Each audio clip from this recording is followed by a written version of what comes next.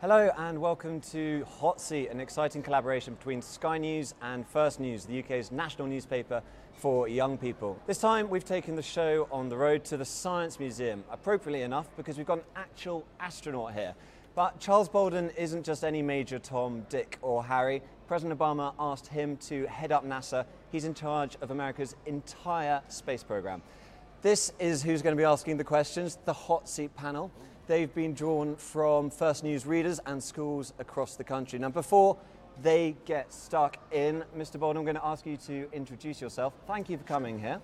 Who are you and why are you so important? Well, thank you very much. I'm not very important, but my name is Charles Bolden, or Charlie Bolden, as everybody calls me.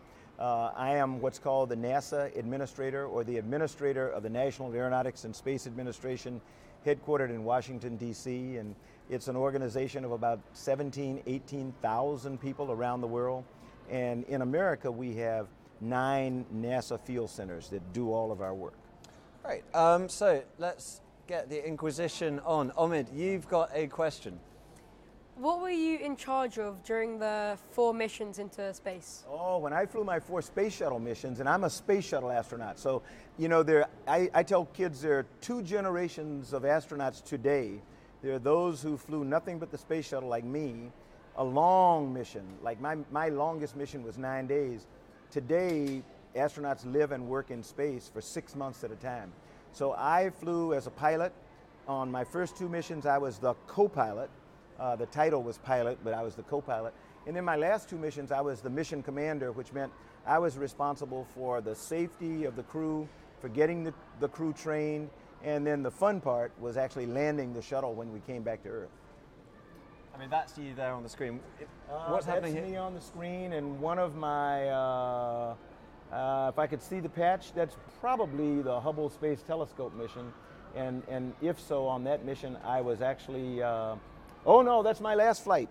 So I was a commander there. This is Ken Reitler, who was my assistant, or my co-pilot. Great. Omid, thank you very much for that question. The next question is from Edward. Edward, what do you want to ask? How do you pass time when you're in space? Oh, Edward, there's no question about passing time. It's how do you find time to do things that are fun that you might like to do. Our flight schedule is in what's called a flight plan. It's done every day and it's in 15-minute increments. And so the schedule is filled up with things that you have to do boom, boom, boom, boom, boom, right behind the other. You're scheduled to sleep, you're scheduled to eat, you're scheduled to exercise, you're even scheduled to float into the window with a camera and take pictures. So you had to work with your mission planners to make sure that they gave you some time, generally the 2 times that you got to relax and have a good time, well, 3 times. When you ate, when you exercised, and when you did what we call Earth observations, where you could float into the window, look out and take pictures. Edward, thank you very much. Grace, it's your question next. Have you had any technical difficulties while up in space, and have you ever been scared? Grace, we actually on my very, very, very first flight, we had technical difficulty that turned out to not be as bad as it seemed at first.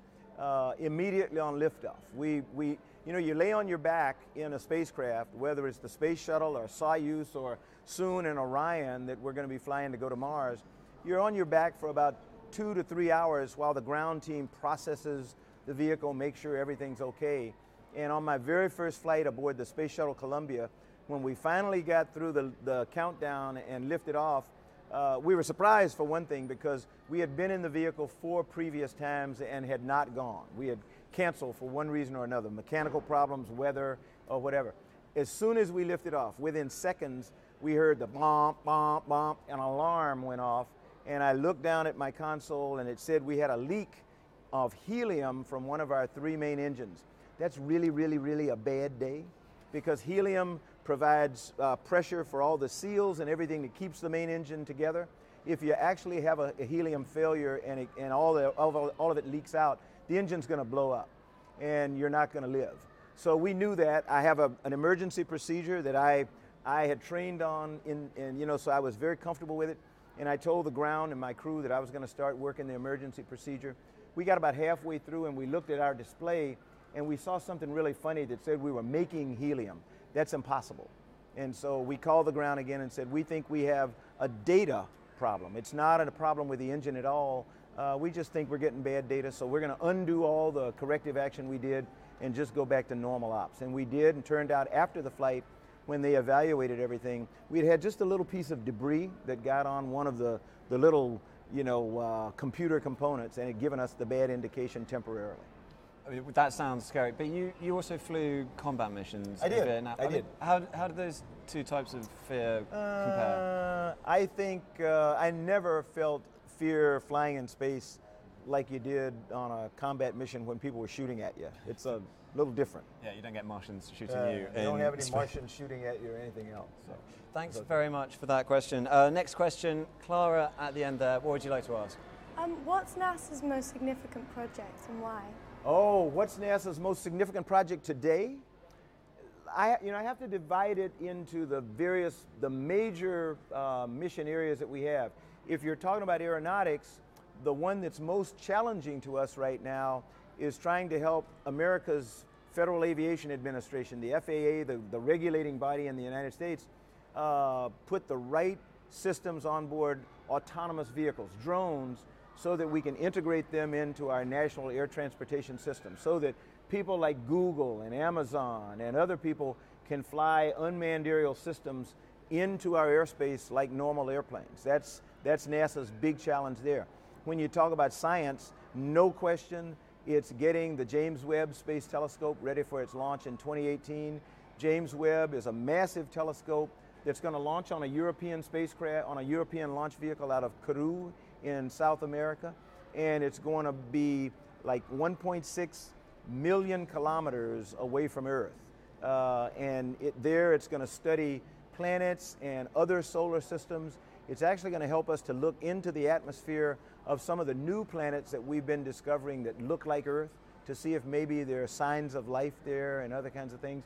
If you come back to human space flight, in addition to working on the International Space Station, our big goal right now is to get humans ready to go to Mars in the 2030s. So some of you may have an opportunity to do that. Okay, guys, ready for Mars. And we've got some questions about Mars, Yeah. but next question is from Oliver here. Oliver, what do you want to ask? Did going to space change you in any way? Oliver, I get asked a lot of times, did it change me? And I would say I wasn't changed by going into space. My perspective on our planet, on Earth, changed significantly for a number of reasons. Looking at Earth from the vantage point of space is the most absolutely breathtaking experience I had ever had. I'd been in airplanes a lot, like you said, flying around, flying combat, flying other things. Earth is beautiful from that perspective, but from the vantage point of Earth, where you can see, almost the whole ball at one time, you can see the vast expanse of space. Sunrises and sunsets happen, boom, in an instant. Whereas down here on Earth, the sun rises very slowly, sets very slowly. It happens in seconds in space, and it's just breathtaking. And I became much more appreciative of this planet on which we live.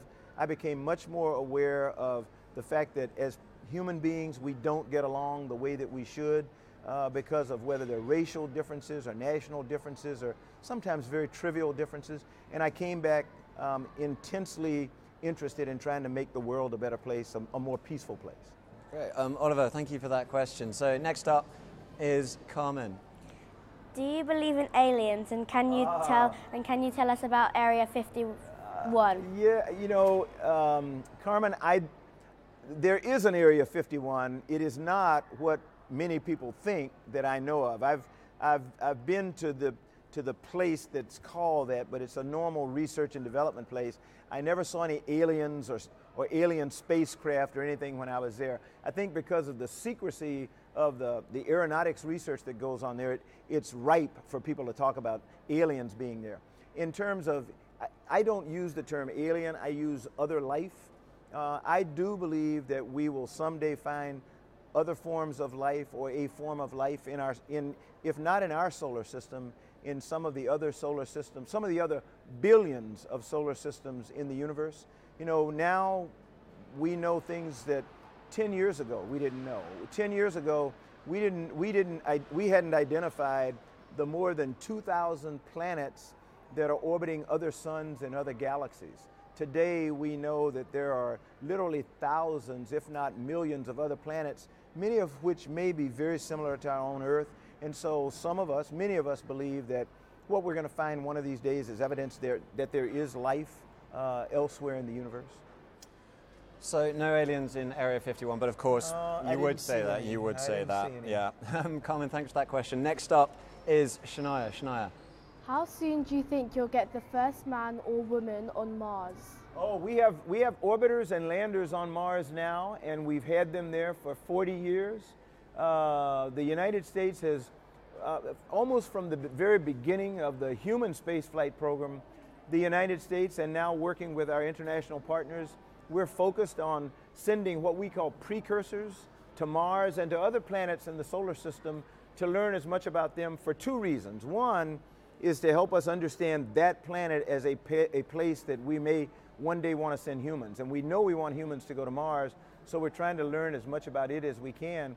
But the other reason we send satellites and orbiters and landers to these places is because every time we learn something about another planet in our solar system, every time we learn something about one of its moons, every time we learn something about asteroids and comets, like, you know, Comet 67P, I can't even pronounce the name, that the European Philae lander landed on last year.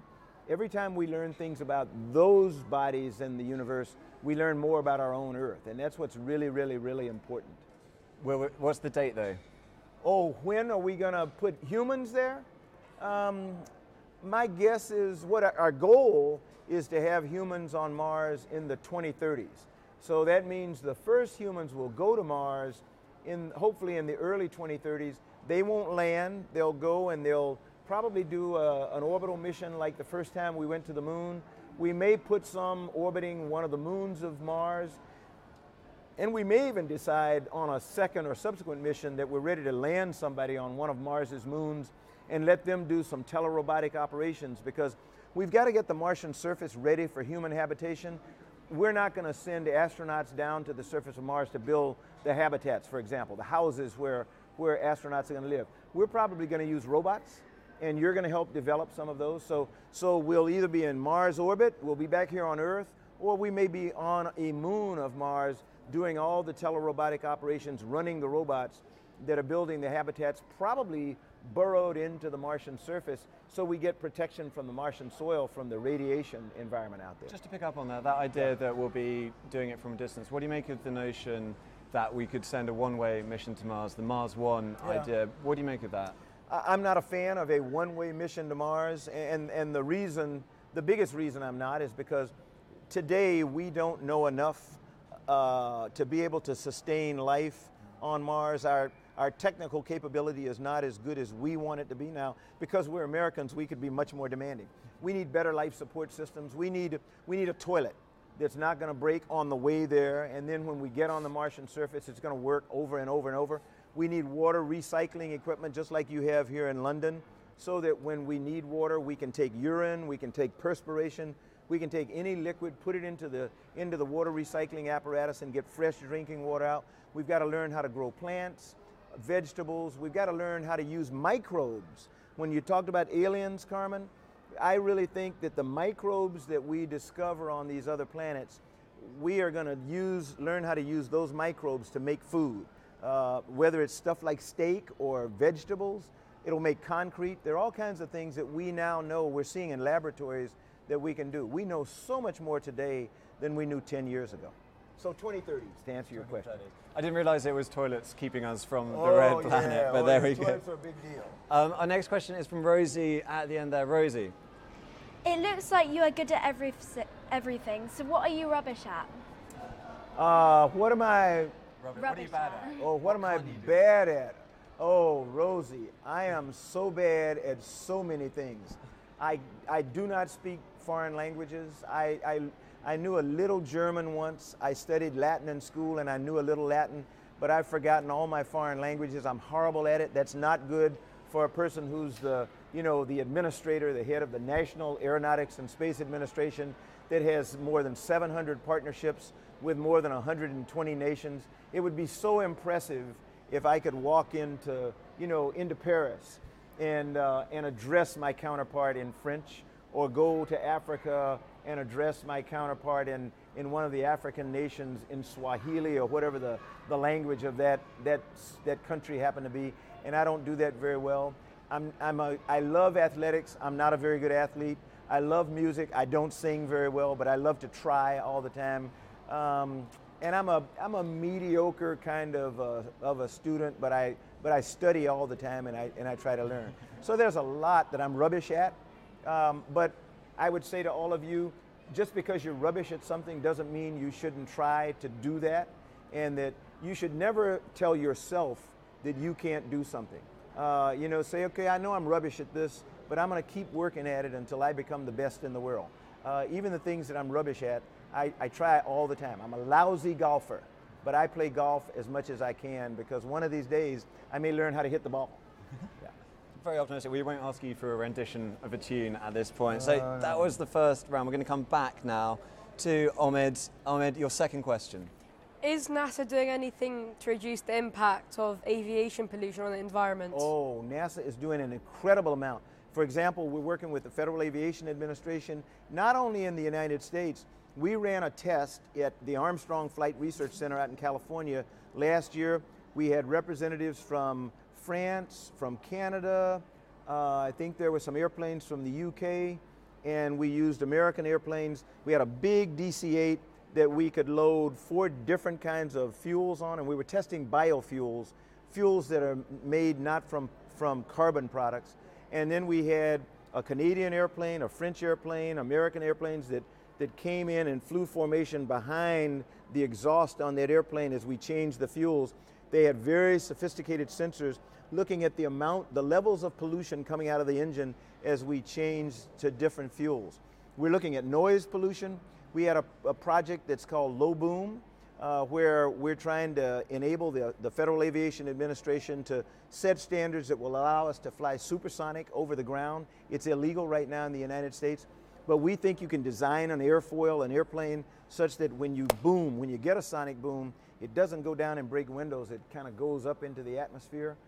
So a lot of things to try to increase the fuel efficiency in airplanes, decrease the noise, whether it's on the helicopter rotors or an engine, decrease the pollution, and make it much more comfortable inside the airplane. If you go on a Boeing 787, it's a really strong airplane. The outside of it is made of composite material, it's not metal, and NASA was a very big partner with Boeing in the design and construction of that airplane. That's cool. So next time you're on a Dreamliner, I think it's called, that's NASA technology. A Dreamliner, or even an Airbus, because if you look at the wings, the very tip of the wing, the winglets, that's a NASA invention, and it increases the fuel efficiency, decreases the amount of air circulation and turbulence coming out. Thanks very much for the question, Omid. Edward, your second question, what do you want to ask? If you could bring any 3 people to space, who would you bring and why? Oh, any 3 people? My 3 granddaughters. I'd take them with me so they could experience what I've experienced in space. I'd do it in a heartbeat. That's great. No hesitation. I really like that. Thanks, Edward. That was a great question. Grace, your second question. Do you get annoyed when people say that the moon landing was fake? No, I don't get annoyed at all. I mean, I understand people have legitimate doubts and concerns. I just happen to know what I did when I flew in space. I wasn't fortunate enough to be able to go to the moon. When I came into the space program, into the space shuttle program in 1980, at that time, I really thought I'd fly a few flights in the space shuttle, then go back to the moon, get to land on the moon, and I would actually go to Mars. That's the way we were progressing at the time. And then we had the Challenger accident, which really set us back. But I have no doubts that we went to the moon, and I have no doubt that we're going to Mars in your lifetime. Great. Thanks very much, Grace. Clara, your second question. What arguments do you use to convince Congress that space exploration is a worthwhile use of money? Oh, Clara. What arguments do I use with the U.S. Congress? My friend David Parker, who's the head of the UK Space Agency here, I talk to all my fellow heads of space agencies, and we compare notes every once in a while. You know, he talks about how he approaches the Parliament. We try to tell them the benefits that come from space exploration, not just that people can go, but that when you look at the constellation of almost 100 satellites that are orbiting our Earth today, just looking at Earth, looking at the planets, looking deep into the universe, particularly those that are looking at our Earth, helping us understand climate change, helping us understand what kinds of things can we do to decrease the effect of climate change on Earth. Can we predict bad weather much sooner? Can we tell people one of these days when a volcano is going to erupt, or when we're going to have an earthquake, so that people can evacuate areas or not build in an area that's prone to earthquakes or maybe a volcano and things like that. Clara, what do you think's the biggest benefit of space travel? More knowledge about space, everything like that.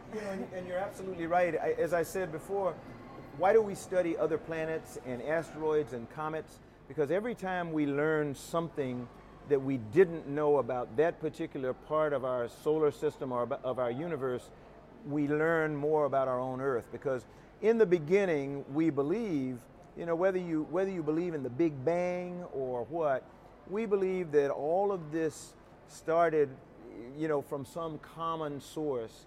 And when you find a comet and you study the water that's in that comet, hopefully it has some commonality with water on Earth. We had a shock from Philae that the European Space Agency will probably start talking about. If you haven't seen it already on UK news, Philae found that the water on the comet 67P, it's not like our water here on Earth. It's heavy water. So the hydrogen in the water on the comet 67P is from deuterium. It's a heavier hydrogen than the kind in our own water. So that says at least no parts of that comet contributed to the water in the oceans on Earth. That was sort of a disappointment. Thanks for that answer. Oliver, your next question. What is your favourite science fiction film and character? What's my favorite science fiction film and character? Ooh, Simon. I actually love Sandra Bullock in Gravity because it may be science fiction, but it's very realistic in many respects. And I just fell in love with her and her character. I'm also a huge fan of the Star Wars, Star Trek. I like Lieutenant Uhura. I love Dr. Spock. So I've got a bunch of them. Yeah. You can't. It has to be Star Trek or Star Wars. You have to choose one. I have to choose one or the other. I think I actually like Star Trek better than Star Wars, and the reason was probably because in Star Trek we don't talk as much about war and combat and conflict and everything, I think. You guys, Star Trek. Show of hands for Star Trek. None. None? Show of hands for Star Wars. Why? Why? Comprehensively outvoted. Why do you prefer Star Wars? Anyone? Carmen. I like the lightsabers. Oh, okay, I got you. You can't really argue with the lightsaber, can you? I can't argue with the lightsaber. Carmen, it's your question next as well. What would you like to ask? What three records would you take into space and why? Oh, like record albums or Yeah. CDs or stuff? I would probably take Handel's Messiah. I love it, every bit of it. All the different seasons, Christmas, Easter, everything. It tells the story of the Bible that I study. I would probably take a really good gospel album. Oh man, something done by the Staple Singers maybe, or something like that. And then I'd take a Sarah Brightman album. And you don't ask me which one, I don't know. I'm just in love with her and everything she sings. I'd probably take one that's got a lot of highlights from Andrew Lloyd Webber, that has some of her songs from Phantom and a lot of other things. And maybe if not that, I'd take an album that's got the duets of Sarah Brightman and Andrea Bocelli. So. Do you, when you're strapped in on and the we shuttle? take those on our flights, by the way. You're allowed to take. Back when I flew, we didn't have CDs, so we took little cassette tape recordings. Nowadays, they can take CDs or they take their iPhones, and they can upload music all the time, so they can change on the International Space So you Station. can get sort of Spotify beamed up or any other Oh, streaming yeah, service. they can do whatever they Amazing. want. They've got it easy now, haven't they? Really? Not easy. It's soft. Yeah. So our next question is Shania. Your second question. What do you think needs to be done to involve more women in the NASA workforce? Oh, what do we need to do to involve more women in the NASA workforce? My chief scientist, Dr. Ellen Stofan, was here in the museum not long ago. We need to have more women like Dr. Stofan, or like my deputy, Dr. Dava Newman, who is an incredible engineer, was a professor at MIT until she came to be my deputy almost 3 weeks ago. Or we need to have more women like the incredible astronauts in the space program today, Jeanette Epps, or like Mae Jemison, or the late Sally Ride, or the late Judy Resnick. We need to build them up as heroes.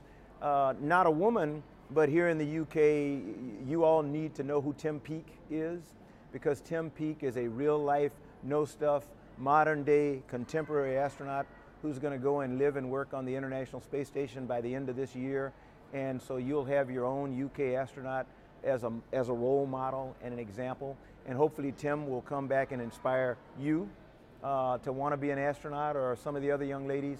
And you'll have women who follow Tim Peake to become the UK's 4th, 5th, 6th, 7th, 8th, 20th astronauts. Do you guys want to be astronauts, the young women on the panel? Yeah? You want to go to space? Yes, good. That's great. And time for our last question. Sadly, we're running out of time, but it's from Rosie at the end there. Rosie. Does our future lie in other planets? I'm 13, so would I ever experience space travel? Rosie, our future does lie on other planets, immediately on Mars. You know, because like I said, in your lifetime, we're going to put humans on Mars. In the process of going there, working with other nations, a lot of them want to go to the moon, because up until now, only the United States has ever put anybody on the moon. So in the process of, remember I told you we're going to live and work for about 10 years in lunar orbit, what we call cislunar space. And we have a phrase for it at NASA. We call it the proving ground. We're going to continue to develop the technologies needed to go to Mars. We're going to continue to understand more and more about the human body and how it reacts in a microgravity environment. We're going to go back to the surface of Mars because it's less than 1 gravity. So its gravity is less than Earth. And we will learn some things there that will help us when we get to Mars, whose gravity is also less than Earth's. So there's going to be, I think the future for all of you and me is going to involve life on other planets. Great, thank you. Thank you all so much for those questions. Just one last thing while we've got some children here. Yeah. But I mean, what message would you give to children in the future? My message to you all is very, very simple, and it's the way I start out every presentation. No matter what you want to do in life, 3 things you need to do. You need to study really hard. And people ask, what should I study if I want to be an astronaut? Always, always, always, no matter what you want to be, study as much math and science as you can, because that opens your world to whatever you want to do. Even if you think you want to be a singer, or you want to be a songwriter, or you want to be an accountant, still learn as much math and science as you can, because it means if you later decide you want to be an engineer or a scientist, you've got that background. Second thing is work really hard. And by that, I mean just practice, focus when you're in the classroom, pay attention to what your teachers are doing, and perhaps the most important piece of advice would be never, ever, ever be afraid of failure. Don't be shy about trying something because you feel you're not going to be picked. Somebody's going to complain about your being there. You may be in danger. If you study really hard and you weigh the risks, you can take measures to keep yourself, relatively well out of danger. So I would say just don't be afraid of failure. That's the most important thing. Get out of there. Well, big round of applause, please, for Mr. Charles Bolden. Thank you to the panel as well. Fantastic. Fantastic. Thank you very much for coming in. Thank you. Thank you so very much. It was great. It's great being on your hot seat.